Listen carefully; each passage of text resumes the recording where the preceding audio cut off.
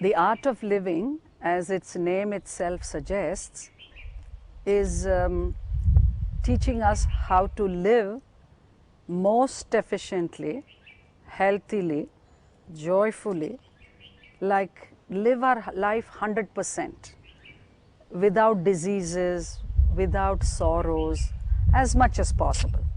Our founder's name is Sri Sri Ravi Shankar. He hails from Bangalore.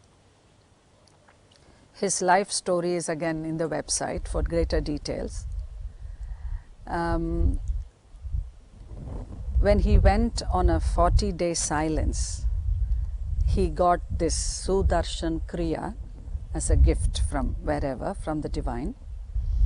And it is a breathing technique which can be only known when you take it in a course. It can't be demonstrated otherwise. So this course, this breathing technique is what does the trick of removing the tension and the stress from the body. We introduced the Sudarshan Kriya on the second day. The second and third day are the Sudarshan Kriya days. Almost from the second day, people are aligned in a different way. They come into a yogic way of thinking.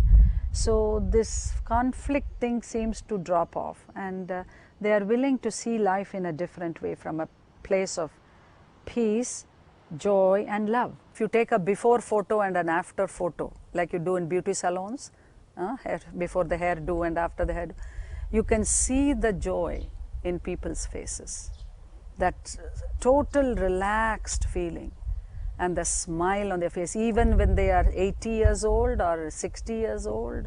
All the cares of the world that they've been carrying seems to melt away.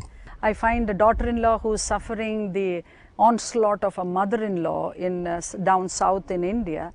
She's so like this when she comes to the first day of the course. By the third and fourth day, she's smiling, and her mother-in-law is so happy to see her daughter-in-law so happy.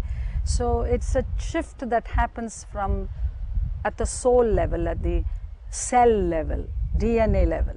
One lady said, she was a young girl, 20s, and she said, she was pretty to me already, but she said in the workplace, her friends mentioned that there was a shine in her face, a radiance. So she's, it is seen in most people, a radiance in their face, which is a joy from within. You know, when the British came to rule us for 400 years, we don't have a religion as such, because it's not something you practice separately. It's a way of life. I wake up from my bed and I first see my hand and I thank the strength and the capacity to work. I look at my hand and thank it. Of course, we have names of gods to signify God of action, God of knowledge, God of music, God of wealth. We have a name so that it's easier for us to deal with all these things in daily life. Otherwise, it's that one spirit that permeates all parts of our life. And from the time we wake up till the time we go back to sleep, it is one yogic living.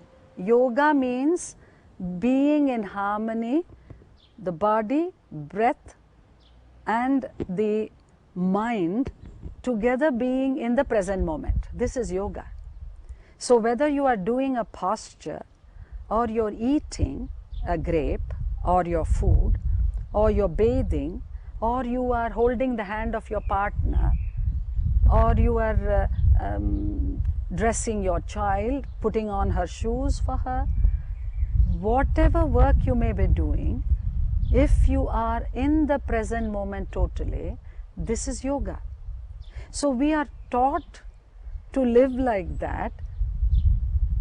So that itself is the religion, if you call it religion.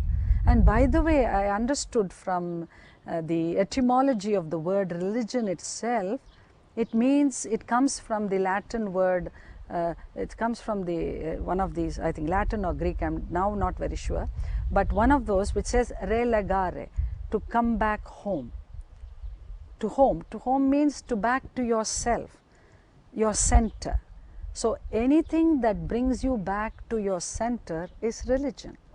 So that way you could define this yoga itself as a religion, where anyone who is 100% with the job at hand, even when you're sitting in the midst of a traffic, if you can be in your center and not get agitated and upset and feverish about what's happening around you, you are in yoga. And that is the best way to keep your calm all the time.